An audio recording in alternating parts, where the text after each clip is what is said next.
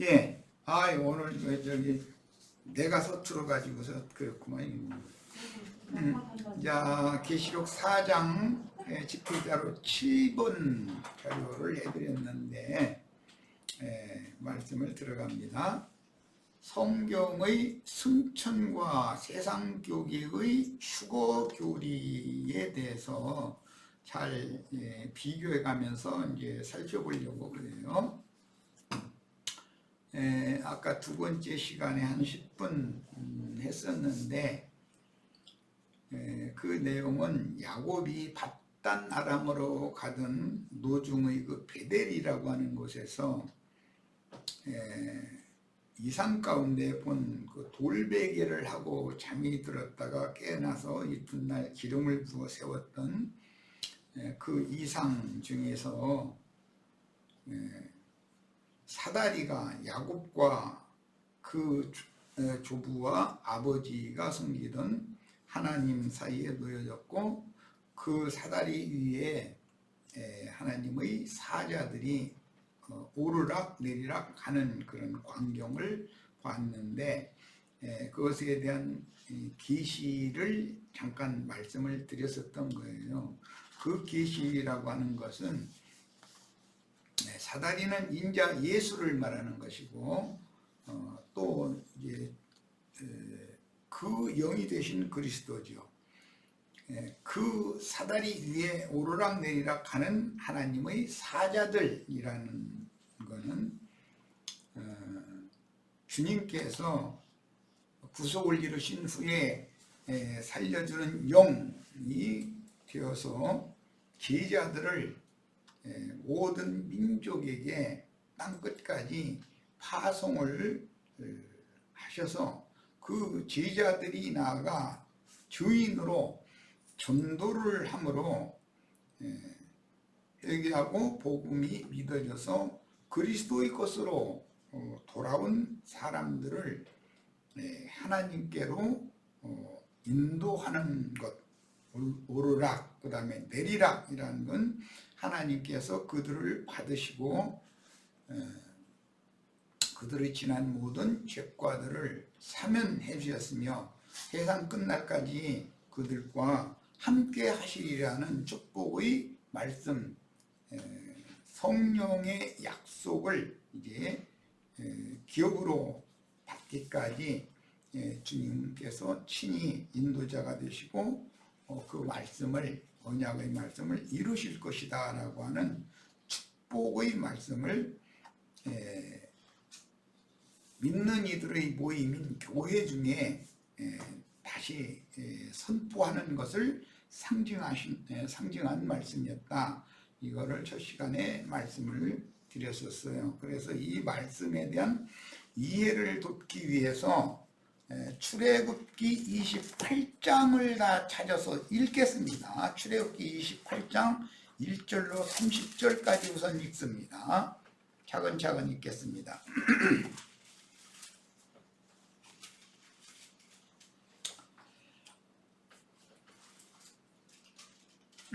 자, 읽습니다. 너는 이스라엘 자손 중 내 형 아론과 그의 아들들 곧 아론의 아들들 나답과 아비후와 엘르아살과 이다마를 그와 함께 네게로 나오게 하여. 그런데 아론의 앞에 두 아들은 죽었죠.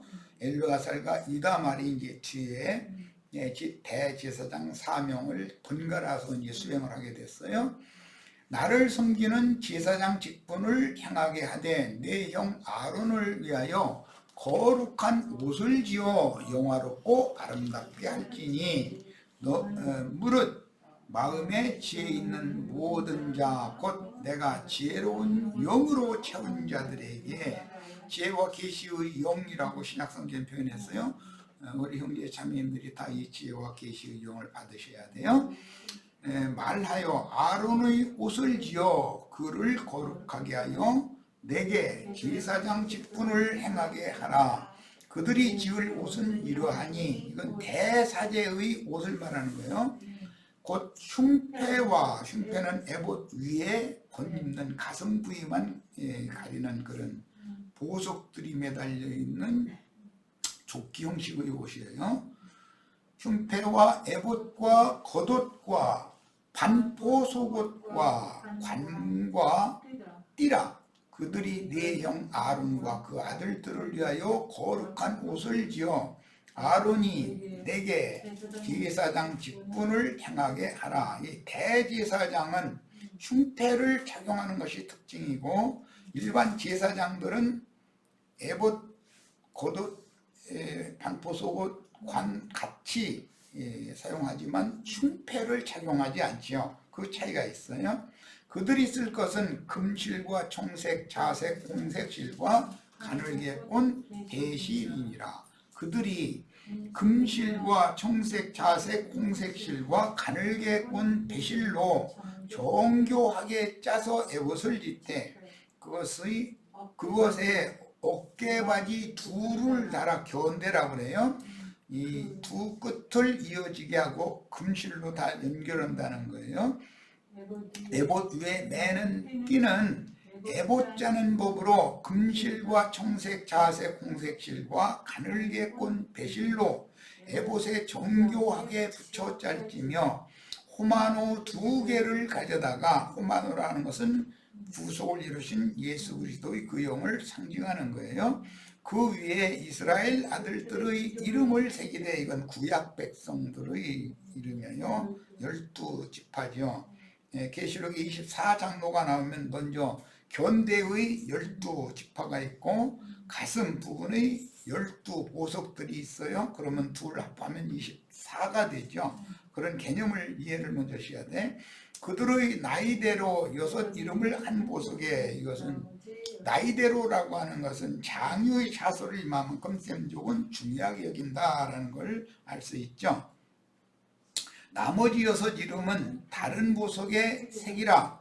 보석을 새기는 자가 도장에 새김같이 너는 이스라엘 아들들의 이름을 그 2 보석에 새겨 금태에 물리고 그 2 보석을 에봇의 2 어깨바지에 붙여 이스라엘 아들들의 기념보석을 삼되 아론이 여호와 앞에서 그들의 이름을 그 2 어깨에 메워서 기념이 되게 할지며 너는 금으로 태를 만들고 순금으로 노끈처럼 2 사슬을 닦고 그 닦은 사슬을 그 태에 달지니라. 금태에 물려서 이렇게 그 2 보석을 호마노를 양 어깨에 단다 이 말이에요. 자, 너는 판결 흉패를 에봇 짜는 법으로 금실과 청색, 자색, 홍색 실과 가늘게 꼰 배실로 정교하게 짜서 이것은 가슴 부위를 말하는 흉패, 그건 주머니죠 사실은. 길이와 너비와 한 뼘씩 2 겹으로 네모 반듯하게 하고 이 두 겹의 네모 반듯함이라는 것은 계시록 거룩한 성 새 예루살렘의 장황고는 네모 반듯하다라는 데서 확증을 했어요. 그것에 4줄로 보석을 물리되 첫 줄은 홍보석, 황옥, 녹주옥이요. 둘째 줄은 석류석, 남보석, 홍만호요. 셋째 줄은 호박, 백만호, 자수정이요. 넷째 줄은 녹보석, 호만호, 벽옥으로 다 금태에 물리지니 그게 3보석씩 4줄을 금태에 물리는 거예요. 이 보석들은 이스라엘 아들들의 이름대로 12이라 이것은 신약의 12사도들로 대표가 되는 거예요. 보석마다 12지파의 한 이름씩 도장을 새기는 법으로 새기고 순금으로 노끈처럼 닦은 사슬을 흉패 위에 붙이고 또 금고리 2를 만들어 흉패 위 곧 흉패 2 끝에 2 고리를 달고 따은 2 금사슬로 흉패 2 끝 2 고리에 꿰어매고 2 따은 사슬의 다른 2 끝을 에봇 2 어깨바지의 금태에 매고 또 금고리 2를 만들어 흉패 아래 양쪽과 안쪽 곧 에봇에 닿은 곳에 달고 또 금고리 2를 만들어 에봇 앞 두 어깨바지 아래 매는 자리 가까운 쪽 곧 정교하게 짠 띠 위쪽에 달고 청색끈으로 흉패 고리와 에봇 고리에 꿰어 흉패로 정교하게 짠 에봇띠 위에 붙여서 떨어지지 않게 하라 한 건 제사장의 에봇이라고 하는 그런 긴 옷 위에다가 가슴 부위를 덮는 주머니 를 이제 흉패라고 그러는데, 흉패를 에봇과 이게 단단하게 덜렁거리지 않도록 붙들어 매는 것을 지금 지시한 거예요. 자, 너는 우림과 둠림을 판결 흉패 안에 넣어 아론이 여호와 앞에 들어갈 때 그의 가슴에 붙이게 하라. 아론은 여호와 앞에서 이스라엘 자손의 흉패를 항상 그의 가슴에 붙일지니라 그랬어요. 이 흉패라는 것은 뭐 말할 것도 없이 그리스도의 지혜와 계시의 영인 예수님의 영을 상징하는 거예요. 예수님의 마음, 그 가슴으로 상징된 영과 마음에는 피로 사신 형제 자매인들의 모든 영혼들이 품어져 있다. 대제사장이 지성소에 들어갈 때는 혼자 들어가는 것이 아니라 피로 사신 모든 영혼들과 함께 들어가서 제사를 하는 것이다. 이것이 속죄절 제사의 특징이에요. 지성소에 계신 여호와의 영광의 보좌 앞으로 대제사장이 피로 사신 영혼들과 함께 들어가는 것은 승천으로 비유가 되는 것이고, 하나님 앞에서 축복의 말씀을 듣고 다시 분향하는 성전 마당, 바깥 마당에서 분향하는 백성들에게로 나와서 두 손을 들어서 축복의 말씀을 대언하는 것은 재림과 관계가 있어요. 자, 이런 기본 원리를 일단 말씀을 드리고, 이런 원리를 알아야 성경의 승천이라는 개념과 세상교계가 말하는 휴거라고 하는 그 교리의 차이를 알 수가 있어요. 영원하신 성령으로 말미암아 영원한 대제사장 직분을 수행하시는 예수 그리스도의 양 어깨에는 구약의 야곱 족속들 12지파가 메어져 있고, 그분의 가슴에는 12사도들로 대표되는 신약의 모든 믿는 이들, 제자들이 주님의 품에 안겨져 있다, 품어져 있다. 자, 그러야만, 이 문제가 확실해져야만 이 생 넘어 사후 세계에 들어가도 여전히 주의 품에서 자다가 오는 부활 때 영의 몸을 덧입혀진 상태로 주와 함께 승천하는 거예요. 하고 오는 세상에 함께 재림하실 수가 있어요. 이 기초를 넣는 말씀이 너무 중요하기 때문에 출애굽기 28장을 의도적으로 지금 읽은 거예요. 우리 이제 출애굽기 중집회를 하니까 그때 더 소상하게 말씀을 나눌 기회가 있을 겁니다. 자, 계시록 4장 강해의 7번 자료 같이 봅니다. 성경이 말하는 승천과 세상 교계가 말하는 휴거, 영문으로는 랩처 혹은 스네치드 업이라고 이제 번역도를 했는데, 그 의미를 명확하게 알 필요가 있어요. 세상 교계가 말하는 휴거라는 것은 이 육의 장막이 죽지도 않고 나팔 소리를 들으면 창공, 허공, 하늘 어디로 호련히 변화돼서 좋은 곳으로 간다, 천당이라는 데로 데려간다, 이렇게 가르치는데 그런 일은 절대로 없다는 거예요. 그런 일은 절대로 없어요. 기본적으로 이 생에 살아있는 동안에 주의 성령으로 말미암아 형제 자매인들의 심령이 거듭나서 주 안에서 주와 함께 하나님의 영광 앞에 나아가서 완전한 속죄절 제사를 실현한 거예요. 완전한 속죄를 받아서 지난 모든 죄들의 사면을 받은 사실이 확실하면 우리 형제 자매님들은 승천하신 자 예수 그리스도와 함께 하늘에 앉혀진 성도들이 되는 거예요. 하나님 앞에 이르러져 있어야 되는 거예요. 자, 로마서 6장 3절로 11절 인용구를 읽습니다.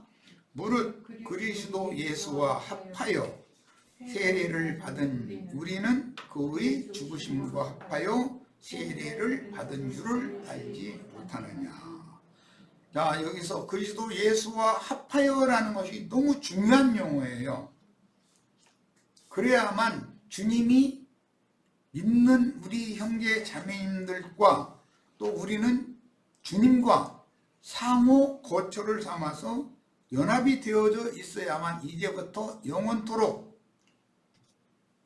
주 안에 사는 자들이 될 수가 있어요. 이것을 영생하는 자다 이래요. 영생은 그리스도이기 때문에 그리스도 안에 들어가면 영생할 수 있어요. 그리스도 밖에서 즉 아담 세계 안에서는 길게 살면 969년 사는 거예요. 1000년을 사는 거죠. 그래서 모든 육에 속한 사람, 흙사람은 반드시 한번 죽는 것은 하나님이 정하신 것이고 그 후에는 흙사람으로 사는 동안에 그 몸으로 행한 바를 따라서 공의의 심판대 앞에서 심판을 반드시 받게 돼 있다는 기본 원리를 아셔야 됩니다. 자, 그러므로 우리가 그의 죽으심과 합하여 세례를 받음으로 이것은 모두 믿음으로 되는 것이다. 믿음으로 그와 함께 장사되었나니 장사도 함께 된 거예요. 함께 죽고 함께 장사된 거예요. 이것은 옛사람이 함께 죽고 함께 장사된 거예요. 인자 예수와 함께. 이는 아버지의 영광으로 말미암아 그리스도를 죽은 자 가운데에서 살리심과 같이 육체로는 죽임을 당하시고 영으로는 살리심을 받았어요. 우리로 또한 새 생명 가운데에서 행하게 하려 함이라. 오늘 오전 첫 시간에는 요한의 세례와 그리스도의 세례에 대해서 말씀을 나눴어요. 그러니까 거기에 이어지는 말씀이요. 그리스도 예수 합하여 세례를 받은 사람, 그리스도의 세례를 받아야죠. 그러면 생명을 얻었단 말이에요.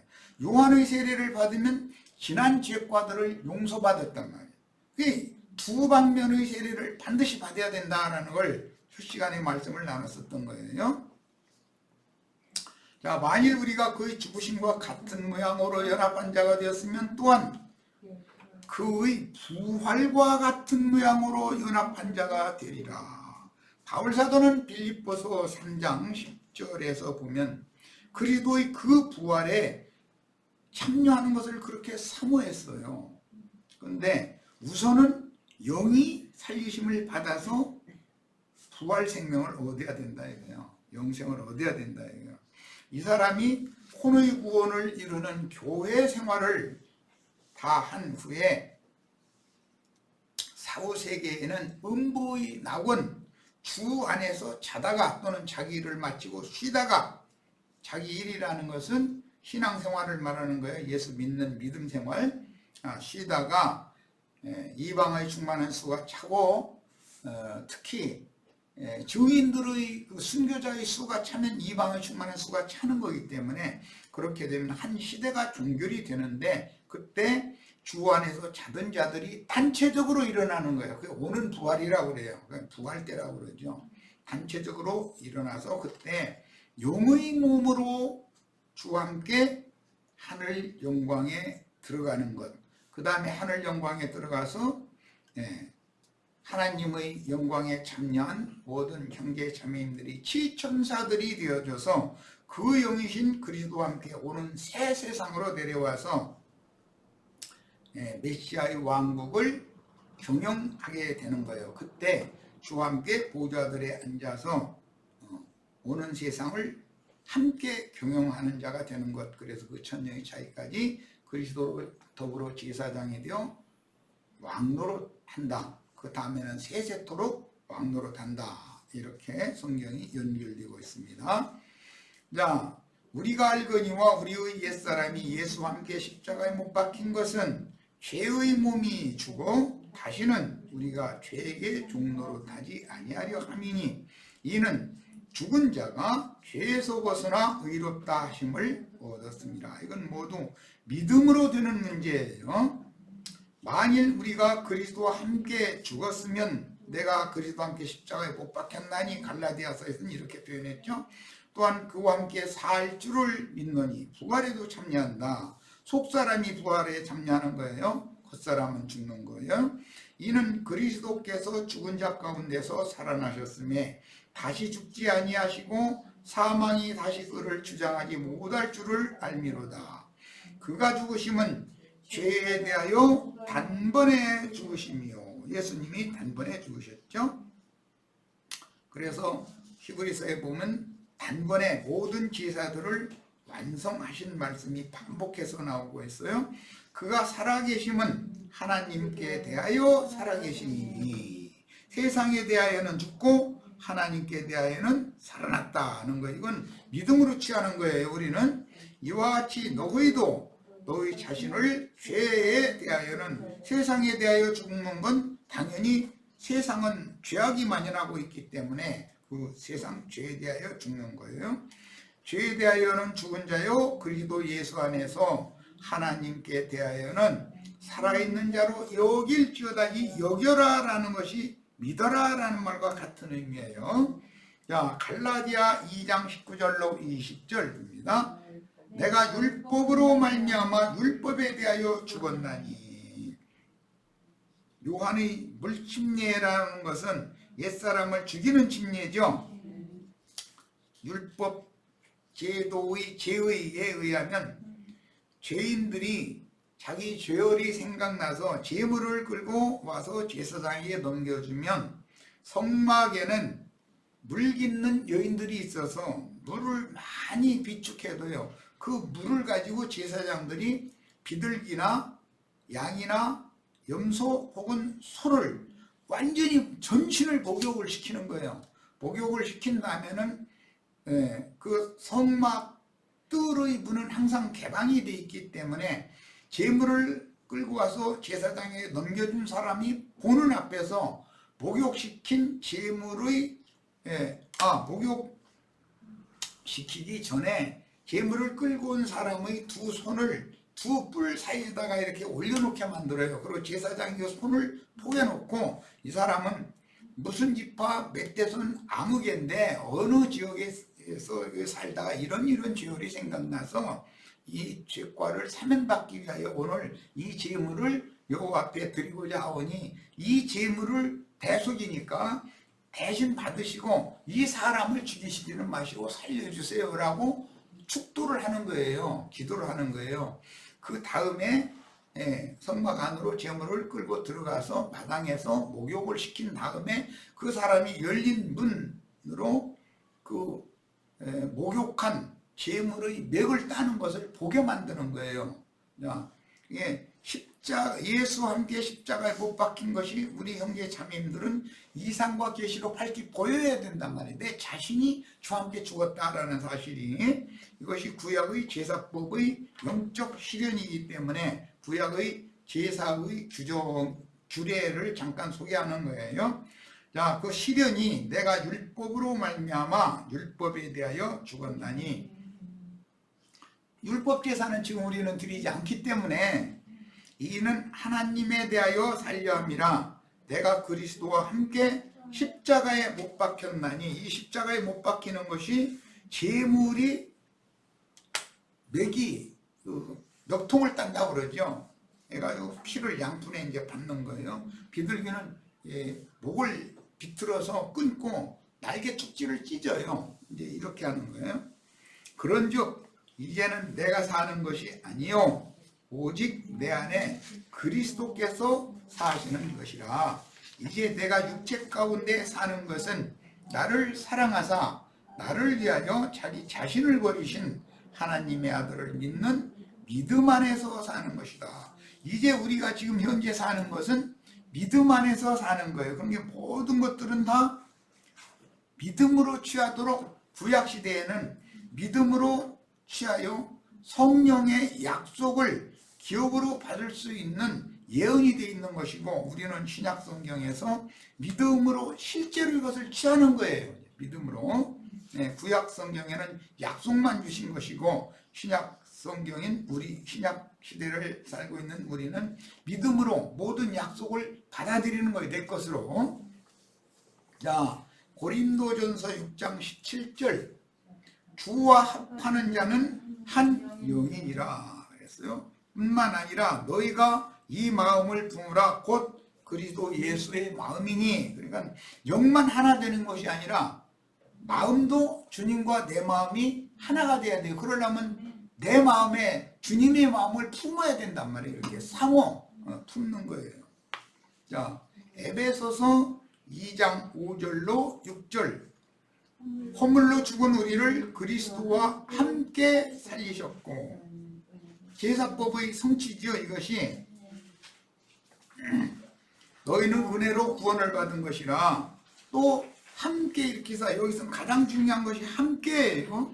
계속해서 반복 함께라는 말이 사용되고 있습니다. 3번 다 함께예요. 그리스도 예수 안에서 함께 하늘에 앉히시니, 그리스도와 함께 살리셨고 함께 일으키시고 함께 하늘에 앉히셨어요. 이 3가지 모두가 함께예요. 이것이 연합하는 것이란 말이에요. 뭘로? 믿음으로. 자, 히브리서 12장 22절로 24절, 그러나 너희가 이룬 것은, 구약 백성들이 이룬 것은 신의 산이었잖아요. 그러나 우리가 이룬 것은 신의 산이 아니고 시온산이라는 거예요. 시온산과 교회는 시온산으로 상징되죠. 살아계신 하나님의 도성인 하늘의 예루살렘과, 하늘의 예루살렘이 이르렀으니까 우리가 주와 함께 하늘에 앉혀져 있는 거죠. 그러니까 죽은 다음에 천당이라는 데를 가는 것이 아니라 현세에서 믿음으로 우리가 하늘에 앉혀져 있으면 당연히 영원토록 그곳에서 주와 함께 있는 거예요. 이것이 성경 이야기다 이거예요. 지난번에 이제 하늘은 여기서 저기를 봐도 거기가 하늘이고 저기서 여기를 보면 또 여기도 하늘이다 그랬는데, 우주 자체가 하늘이죠. 사실은 우주 실상은 그리스도 예수의 영과 혼을 말하는 거예요. 자, 우리는 대대로 우리 거처가 되시는 그리스도 안에서 함께 하늘에 앉혀졌어요. 하늘에 앉혀졌다는 건 하나님 안에 하나님의 영광 보좌에 앉혀져 있다. 이런 것이 믿음이에요. 이런 믿음이 없는 사람은 예배당 열심히 다니다가 죽은 다음에 죽지도 않지. 죽지도 않고 공중 구름 속으로 호련히 변화돼서 뿅하고 휴가 돼서 뭐 어떻게 올라가고, 이런 얘기를 가르치는데 성경에는 그런 말씀이 없어요. 그건 뱀이 지어낸 거짓말이죠. 천만천사와 하늘에 기록된 장자들의 모임과 교회와 만민의 심판자이신 하나님과 및 온전하게 된 의인의 영들과 장자들의 모임과 교회와 이렇게 따로 나눴지만, 사실은 더 좋은 번역에는 장자들의 모임인 교회라고 번역을 해서 아주 쉽게 표현을 해놨어요. 그게 더 주관적이고 실제적인 거예요. 하늘에 기록된 장자들의 모임인 교회가 있단 말이에요. 그들은 다 하늘에 앉혀진 자들이에요. 뭘로? 믿음으로. 만민의 심판자이신 하나님과 및 온전하게 된 의인의 영들과 새 언약의 중보자이신 예수와 및 아벨의 피보다 더 나은 것을 말하는 뿌린 피라. 이 뿌린 피는 대속죄절날 대제사장이 피를, 먼저는 염소의 피를 가지고 들어가서 피를 뿌리고, 그 다음에는 이제 그 염소의 피를 먼저 뿌리는 것은 율법 제사장인 아론과 아론의 그 직계 가문 제사장들도 여전히 죄가 있기 때문에 그들의 죄과를 먼저 용서를 받아야 그 다음에 백성들을 위하여 대속 제사를 할 수가 있는 거예요. 그래서 염소피로 먼저 피를 뿌리고 그 다음에 붉은 황소를 나중에 피를 가지고 나중에 들어가서 온 백성들을 위하여 제사를 또 하는 거예요. 이것은 이제 속죄절날의 대속제사법에 대해서 우리 형제 자매님들이 어차피 출애굽기 말씀을 나누니까 그때 가서 소상하게 말씀을 더 나눌 기회가 있습니다. 우리는 세속교계들이 흔히 말하는 휴거, 성경이 말하는 승천이죠. 하늘에 오르시는 것, 주와 함께 하늘에 앉혀지는 것. 승천이라고 하는 그 개념은 하늘이라는 개념도 그래서 스카이라는 용어를 쓰지 않고 헤븐이라는 용어를 쓰는, 헤븐이라는 정신세계의 극치의 기쁨을 말하는 거예요. 만족, 쉼, 그런 개념이에요. 그래서 극치의 기쁨과 영의 만족과 최상의 누림, 그리고 영혼의 안식과 평안한 정신, 이것을 시편 43편 4절에서는 극락의 하나님 그분에게나 이런 것이 있다는 거예요. 극치의 기쁨과 영의 만족, 최상의 누림, 그리고 영혼의 쉼과 평안한 그 마음, 이런 것들이 극락의 하나님인 그리스도에게만 이것이 있는 거예요. 그래서 그분에게 데려가심을 받아 재림이라는 용어를 영적으로 분명하게 깨달아야 되는데, 승천이라는 성경의 개념과 기독교계가 말하는 휴거라는 개념은 전혀 다른 얘기다. 휴거, 기독교계가 지금 거짓으로 가르치고 있는 휴거라는 개념은 이 육의 장막을 벗는 그런 과정을 거치지도 않고 그냥 산채로 호련히 변화되어져 가지고 좋은 세상 어딘가 천당이라는 데로 이제 뭐 창공 하늘 어디로 이렇게 공간 이동을 하는 이런 것으로 상상하고 있는데, 그런 일은 절대로 없다. 기본적으로 땅에서 달이나 별들이 있는 세계를 보면 거기가 하늘이고, 달이나 별들이 세계에서 지구를 바라보면 여기가 하늘이에요. 그게 우주라고 하는 건 공간 전체가 다 하늘이고, 하늘은 나의 보좌요 할 때 그게 하나님의 보좌다 이거예요. 뿐만 아니라 각 별의 사람이 발을 딛고 있는 땅은 그냥 하나님 발등상일 뿐인 거예요. 이런 것이 성경의 개념이다. 이것은 비유로서 예수님의 영과 예수님의 마음을 참 하늘과 참 땅, 고침받은 땅인 것이죠. 그래서 예수님의 영과 마음에 우리의 영과 마음이 연합되면 새 하늘과 새 땅에 우리가 다 참여하게 되는 것이다 말이에요. 우리가 이 생에서 이렇게 참여하지 않으면 사후세계에 가서 갑자기 어떻게 바꿔져 가지고서 새 하늘과 새 땅 어디 좋은 곳으로 올라가고 뭐 내려가고 그런 일은 절대로 없다는 거예요. 그건 믿음 세계를 말하는 거니까. 여기에 대해서 기독교계의 휴거라고 하는 다른 교리에 대해서 바로잡을 필요가 있어서 이런 말씀을 특별히 나누는 거예요. 결과적으로는 극락의 하나님께 데려감을 받아서 영광의 하나님께 이르는 것, 이것을 승천이라고 한다. 성경에서는 하늘에 올랐다 이렇게 표현을 해요. 자, 마태복음 17장 1절로 4절 가끔 인용하는 문구이기 때문에 잘 아실 거예요. 읽습니다. 엿새 후에 예수께서 베드로와 야고보와 그 형제 요한을 데리고 따로 높은 산, 이 높은 산은 출애굽기에서는 신의 산 호렙산이었지만 이것은 하늘의 시온산에 대한 예표가 된다. 이미 출애굽기 시작 때 광야의 애굽의 시온산과 애굽의 시내산과 그 다음에 애굽의 그 광야를 지나서 아라비아에 있는 시내산이 차이가 있다라는 것 이미 출애굽기 시작 때 말씀을 나눴어요. 그러니까 구약 백성들은 애굽의 시내산에 이르렀고 그것은 비유로서 오늘날 세상교회 사람들은 세상의 높은 곳, 세상에서 높은 산에 이르는 것이죠.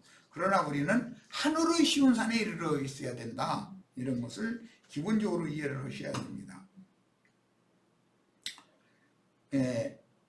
그때 따로 높은 산에 올라가셨더니 그런데 이제 그 계시록 마태복음 28장에 보면 부활 승천하셨다가 재림하신 주님이 제자들을 갈릴리의 한 산으로 오라고 해가지고 그곳에 모였죠. 그것이 갈릴리 북편에 있는 헬몬산으로 예시가 되어지는 하늘의 쉬운 산에 대한 예표다 이거예요. 그 앞에서 주님 앞에서 먹고 마시며 주님께 경배했다 이렇게 성경에 기록하고 있습니다.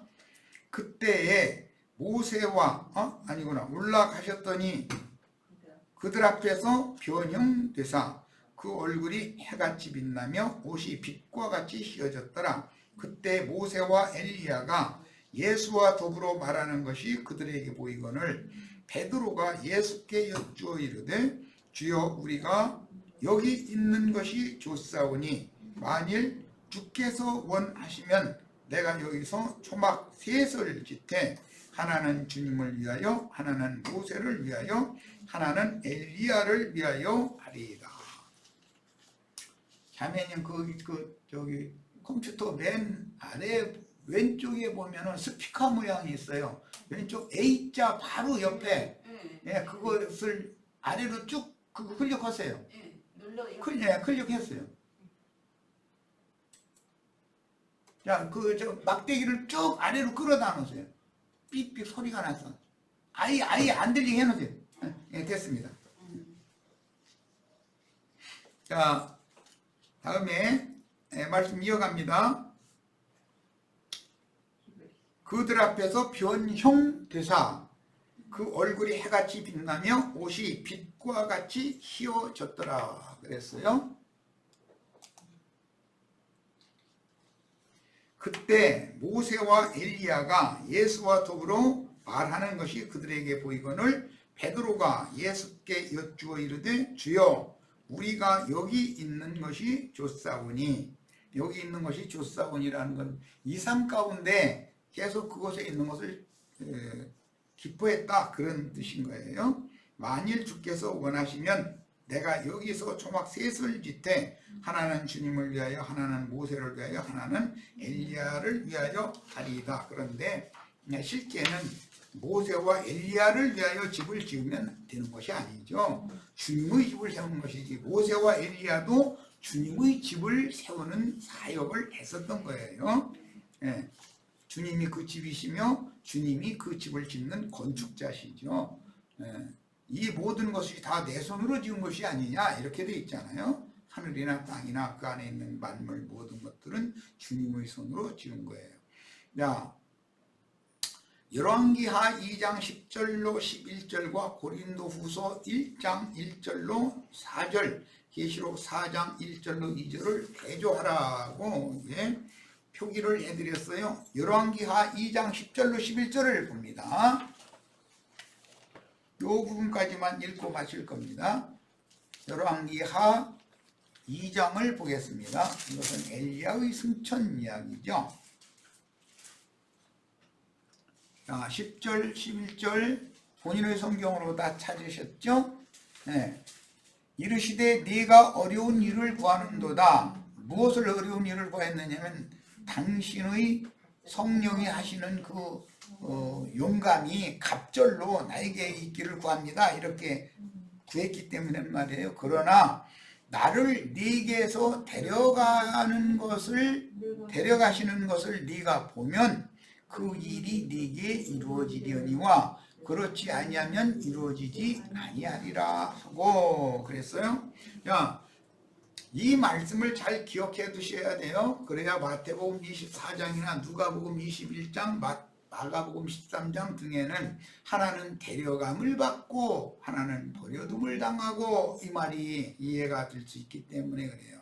여기에서 데려감을 보았다라는 건 사도행전 1장에 보면 그 영께서 지휘자들을 40일 동안 부활 세계에 대해서, 생명의 세계에 대해서 가르치신 후에